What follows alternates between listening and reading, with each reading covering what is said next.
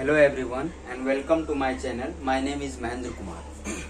हम लोग जो वीडियो बना रहे थे, मतलब कि जो हम लोग टॉपिक पढ़ रहे थे जिसका नाम था पहला लेसन यूनिट एंड मेजरमेंट, उसी का आगे का टॉपिक्स आज हम लोग देखने वाले हैं। ठीक है, तो जो सबसे पहला टॉपिक है जिसका नाम है, उसमें आप देखिएगा सिलेबस में जो फिजिक्स के सिलेबस की बात करें तो फिजिक्स के सिलेबस में जो पहला लेसन है यूनिट एंड मेजरमेंट, उसमें आगे का जब टॉपिक देखिएगा तो उसमें आपको देखने को मिलेगा, उसमें लिखा हुआ है definition of error, accuracy and precision. तो ये तीनों क्या है, एरर क्या है, आप इसको ऐसे समझ सकते हैं अगर जनरली आप समझना चाहें कि सपोज दैट कि कोई एक मान लीजिए ये मार्कर है, इसका एक्चुअल लेंथ 15 सेंटीमीटर है सपोज दैट, और हम एक स्केल से इसको मेजर करते हैं तो वो आता है 14.9 सेंटीमीटर या 14.5 सेंटीमीटर या 15.1 सेंटीमीटर। तो एक्चुअल लेंथ और मेजर्ड लेंथ, ठीक है, इन दोनों के बीच का जो डिफरेंस है उसी को कहते हैं एरर।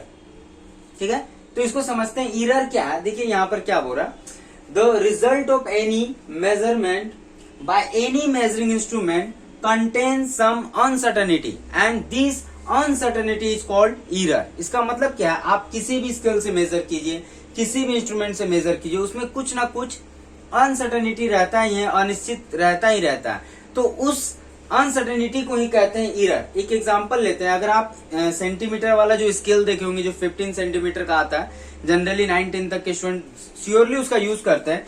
तो उसमें अगर आप मान लीजिए कि एक लाइन है ये सपोज दैट, ठीक है, इस लाइन को जब हम मेजर किए सपोज दैट कि वो 14.5 सेंटीमीटर आया, ठीक है, इसका लेंथ। तो याद रखिएगा वो जो सेंटीमीटर वाला स्केल है जिसे आप मेजर किए, ये 14 सेंटीमीटर जो है ये क्या है, ये सर्टन है, ये निश्चिंत है कि 14 सेंटीमीटर इसका लेंथ तो होगा ही होगा। लेकिन 0.5 जो है ये अनसर्टन वैल्यू है और यही है एरर देने वाला या एरर का प्रोडक्शन। मतलब कि वो क्या है, एक्चुअल में वो होता है इंस्ट्रूमेंट का या ह्यूमन एरर या ह्यूमन मिस्टेक की वजह से वो होता है। तो बस इतना ही आपको समझना है, किसी भी इंस्ट्रूमेंट से आप मेजर कीजिए उसमें कुछ ना कुछ अनसर्टन वैल्यू होता है और उसी अनसर्टन वैल्यू को कहते हैं एरर। ठीक है, जो नेक्स्ट हमारा है वो है एक्यूरेसी। नेक्स्ट टॉपिक हमारा है उसका नाम है एक्यूरेसी। एक्यूरेसी क्या है, तो मान लीजिए कि इस एक फिर से वही एग्जांपल लेना होगा, ये the accuracy of a measurement is a measure of how close the measured value to the true value. ये एक हम लाइन लिए और इसका actual length suppose that 15 centimetre है। ठीक है, हम एक इंस्ट्रूमेंट से इसको मेजर किए तो आया 14.5 सेंटीमीटर। एक दूसरे इंस्ट्रूमेंट से जब हम मेजर किए तो आया 14.9 सेंटीमीटर। ये देखिए पहले से आया, ये दूसरा से आया। एक इंस्ट्रूमेंट से हम मेजर किए तो 14.5 सेंटीमीटर आया, दूसरा से किए तो 14.9 सेंटीमीटर आया। एक्चुअल लेंथ इसका कितना है, 15 सेंटीमीटर है। तो हम देख रहे हैं कि 14.5 और 15 में 0.5 सेंटीमीटर का डिफरेंस है। 14.9 और 15 सेंटीमीटर में 0.1 सेंटीमीटर का डिफरेंस है। तो एक्चुअल वैल्यू का क्लोज कौन ज्यादा है, तो 14.9 है। तो हम कह सकते हैं 14.9 centimetre is more accurate value compare to 14.5। तो इसी को कहते हैं एक्यूरेसी। देखिए क्या बोला था, accuracy of a measurement is a measure of how close the measured value is to the true value. True value के कितने करीब है, कितने क्लोज है, इस बात को एक्सप्लेन जो करता है उसका नाम है एक्यूरेसी। ठीक है, उसको कभी कभी कहते हैं एक्यूरेट वैल्यू। ठीक है, इस तरह से आएगा। ये किस चीज पे डिपेंड करता है, तो ये डिपेंड करता है जिस इंस्ट्रूमेंट का आप यूज कर रहे हैं उसका रिजोल्यूशन कितना, उसका लिमिट कितना है। ठीक है, उस पर डिपेंड करता है। फिर से देखते हैं इसका थर्ड टॉपिक जो है जिसका नाम है प्रिसीजन। प्रिसीजन क्या, it tells us to what resolution और limit the value is measured. मतलब समझते हैं इसको एक एग्जांपल से समझते हैं। ठीक है, इसको एक एग्जांपल से समझते हैं। सपोज दैट कि एक कोई ये एक लाइन है, ठीक है, और इस लाइन का लेंथ जो है वो 3.678 सेंटीमीटर है। हम एक इंस्ट्रूमेंट से मेजर किए तो हमारा जो वैल्यू आया वो आया 3.5 सेंटीमीटर। दूसरे इंस्ट्रूमेंट एक्चुअल में उसका क्या है, रिजोल्यूशन लिमिट। जैसे मान लीजिए कि अगर आप सपोज दैट कि एक किलोमीटर जो मीटर वाला लीजिएगा, सपोज दैट कि एक स्केल लेते हैं मीटर वाला या मीटर स्केल लेते हैं, उसमें क्या है कि मीटर का जो वैल्यू आता है वो एग्जैक्ट आता है, लेकिन उससे कम जो आता है सेंटीमीटर वो वाला एग्जैक्ट नहीं आता, मतलब कि मीटर से कम सेंटीमीटर तक देगा। अगर आप सेंटीमीटर वाला के लेते हैं तो उसमें मिलीमीटर तक का वैल्यू देगा।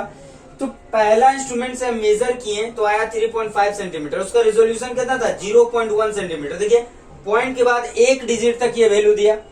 दूसरा इंस्ट्रूमेंट हम लिए, उससे जब इसका लेंथ मेजर किए तो आया 3.38 सेंटीमीटर। यहाँ देखिए पॉइंट के बाद 2 डिजिट तक हमको वैल्यू मिल रहा है, इसका मतलब क्या, उस इंस्ट्रूमेंट का रिजोल्यूशन जो है, लिमिट जो है वो 0.01 सेंटीमीटर तक था। तो अब आप यहाँ देखिए एक जो है पॉइंट के बाद 1 डिजिट तक जा रहा है और दूसरा 2 डिजिट तक जा रहा है। तो हम कह सकते हैं कि ये जो दूसरा इंस्ट्रूमेंट है इसका जो रिजॉल्विंग पावर, इसका जो लिमिट है वो ज्यादा है कंपेयर टू दिस।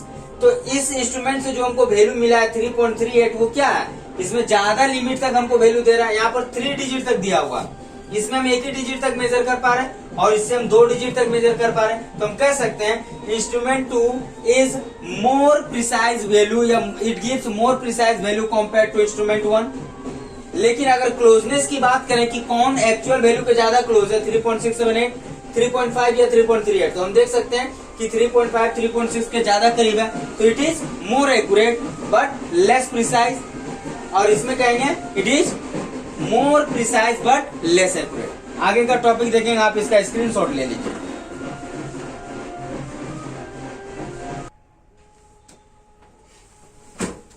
हमारा जो आगे का टॉपिक है, ठीक है, उसका नाम है एस्टिमेशन ऑफ एरर्स। एरर्स का क्या क्या एस्टिमेशन करने के लिए, जिसमें आपको क्या देखना है, सिलेबस के अकॉर्डिंग एब्सोल्यूट एरर को देखना है, फिर आपको फाइनल एरर को देखना है और रिलेटिव एरर और परसेंटेज एरर को देखना है।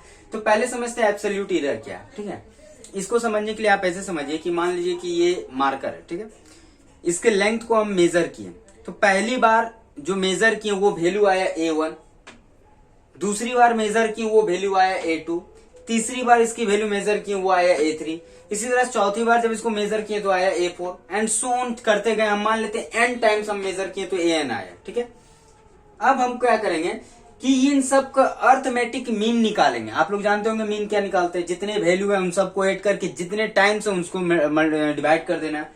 तो इसका पहला बार जो मेजर्ड वैल्यू था, दूसरा, तीसरा, इस तरह से n टाइम्स था, तो उन सबको लिख दिए, उसको n से डिवाइड कर दिए ऐड करके। तो ये जो वैल्यू आया, ये जो A मीन हमको मिला, ये इसका क्या कहलाएगा, ये इसका ट्रू वैल्यू कहलाएगा। मतलब एक्चुअल लेंथ इसका क्या है, ट्रू लेंथ क्या है, तो ये जो रेशियो हमको आया, ठीक है, इसको आप समेशन के फॉर्म में इस तरह से भी लिख सकते हैं, I = 1 to n AI/n। तो ये हमारा हो गया ट्रू वैल्यू, मतलब इस मार्कर का ट्रू लेंथ ये हमारा निकल गया जो भी आया, ठीक है, सॉल्व करके।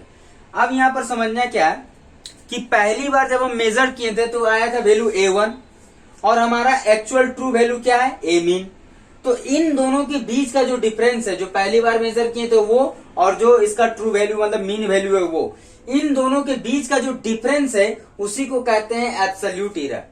The magnitude of difference between the individual measurement and the true value is called absolute error, ठीक है। यानी कि जो एब्सोल्यूट एरर है उसको डेल्टा A से दिखाते हैं। तो पहली बार में जो एब्सोल्यूट एरर आया था वो कितना है, डेल्टा A1, मीन्स A1 से माइनस करेंगे A मीन को। इसी तरह से दूसरी बार में जो एब्सोल्यूट एरर था जब हम मेजर किए थे तो क्या था, तो A2 माइनस A मीन, इस तरह से हम निकालेंगे। तो ऐसा भी हो सकता है कि ये पॉजिटिव आए और नेगेटिव आए, कुछ भी वैल्यू आ सकता है। मतलब पहली बार हम मेजर किए थे तो वो आया था सपोज दैट 15.5 सेंटीमीटर और इसका A मीन सपोज दैट, ये मान लीजिए पहली बार मेजर किए थे तब आया था, और इसका मीन वैल्यू सपोज दैट कि 15 सेंटीमीटर है, ठीक है। उस केस में हम देखेंगे कि ये क्या होगा, A1 माइनस जब A मीन करेंगे तो हमारा आएगा 0.5 सेंटीमीटर जो कि पॉजिटिव है। बट अगर सपोज दैट कि हमारा 14.5 सेंटीमीटर पहली बार मेजर करने पे आया था और मीन वैल्यू 15 सेंटीमीटर है, अब A1 से A मीन को माइनस करेंगे तो माइनस 0.5 सेंटीमीटर आएगा और यहां पर ये क्या हुआ, नेगेटिव आ गया।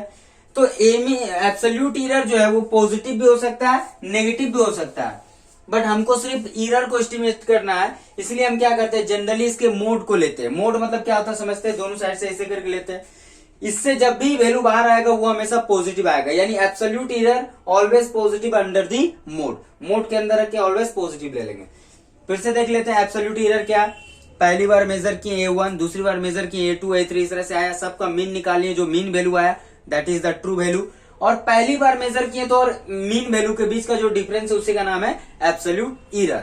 The magnitude difference between the individual measurement and the mean value is called the absolute error. और मीन वैल्यू जो होता है वही एक्चुअल में ट्रू वैल्यू को हम मान लेते हैं उसको। नेक्स्ट हमारा है फाइनल एरर या मीन एब्सोल्यूट एरर भी इसको कहते हैं। ये क्या है? तो चूंकि जो पहली बार हम ये जो एस्टिमेट किए एब्सोल्यूट एरर, पहली बार, ये दूसरी बार, तीसरी बार, तो इन सब का जब रेशियो निकालेंगे, सॉरी मीन निकालेंगे, तो ये क्या है? पहली बार जो आया था एब्सोल्यूट एरर, ये जो दूसरी बार आया था एब्सोल्यूट एरर, इसी तरह से तीसरी बार, चौथी बार और n बार जो एब्सोल्यूट एरर आया था उन सबको ऐड कर दीजिए और उसको n से डिवाइड कीजिए। n टाइम्स हम मेजर किए तो n से डिवाइड किए, तो ये जो रेशियो आएगा इसी का नाम क्या होगा? मीन एब्सोल्यूट एरर या फाइनल एब्सोल्यूट एरर भी इसको कहते हैं। It is ratio of the, या एक कह सकते it is arithmetic mean of absolute error. Absolute error का मीन निकालिए। रिलेटिव एरर क्या है? तो ये अब जो निकला है हमारा मीन एब्सोल्यूट एरर, तो relative error is the ratio of the mean absolute error and mean value. Mean value क्या था? ये वाला जो ट्रू वैल्यू है इसका, तो ये और ये इन दोनों का जब रेशियो निकालेंगे तो जो आएगा उसको कहेंगे रिलेटिव एरर। परसेंटेज एरर क्या आप जानते हैं? परसेंटेज कैसे निकालते हैं? 100% से मल्टीप्लाई करके। तो जब मीन एब्सोल्यूट एरर में, सॉरी रिलेटिव एरर में जब आप 100% से मल्टीप्लाई कर देंगे तो आपको मिल जाएगा परसेंटेज एरर। ठीक है, ये एक क्वेश्चन बनाएंगे तो ये ज्यादा समझ में आएगा। ठीक है, इस वीडियो में फिलहाल इतना ही। Thanks for the watching. आप लोग इसी तरह से देखते रहिए वीडियो, और कुछ सजेशन हो तो जरूर बताएं। Thank you.